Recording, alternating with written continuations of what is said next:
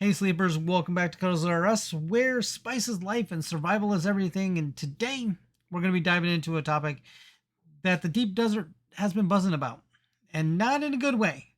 Did Funcom drop the PvP chaos in a PvE zone? Well, yeah, that happened. But stick around because they actually owned up to it, and we're gonna break it all down. So they did put out a public apology.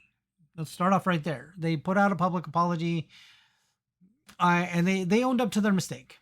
They said, Monday on the 7th of July that they patched the game and the layout of the deep desert changed, which forced PvP on PvE player or PvE bases that shouldn't have been.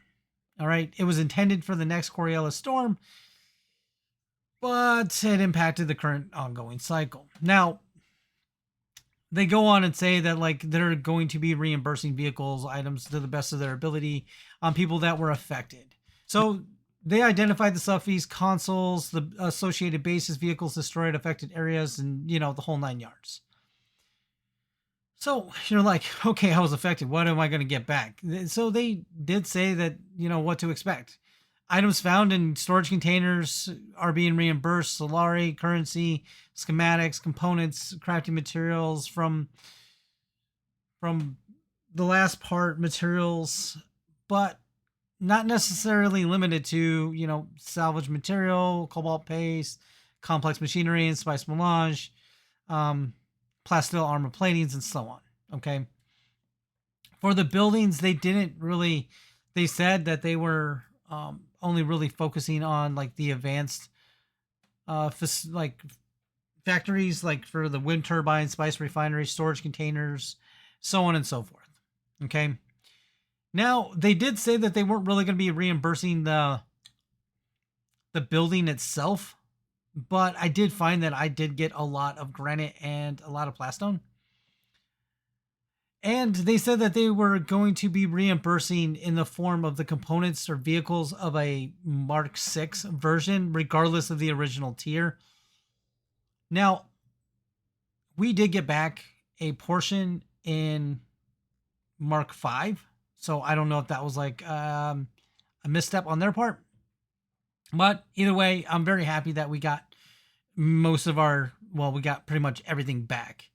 Now, they did just reimburse the materials to make the items, so we're going to have to go back and remake a lot of these things, which, it is what it is. We're going to have to cost water to, get it done.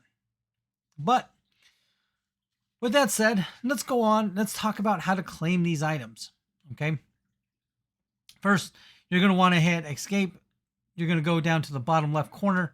You're going to hit the claim item button. When you do claim that item, it's going to pop up a screen that's going to show you all of the materials that you are getting reimbursed.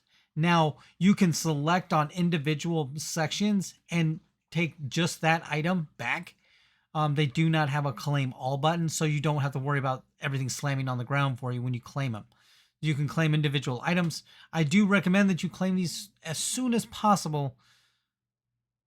And when you do claim them, go back to the Haga Basin. It's going to be so much easier. Have a guildmate come and help you put all this stuff into storage containers. I know me personally, I was making storage containers just to throw stuff in, then we can distribute the stuff later on. Now, with that said, please do hit that like, hit that subscribe, and let me know in the comments below if you were affected and what did you get back? Did you get back everything? Because I feel like we did. We got back a lot of stuff. But with that said, please do hit that like, hit that subscribe, and let me know in the comments below. With everything else, stay thirsty, and I'll see you on Arrakis.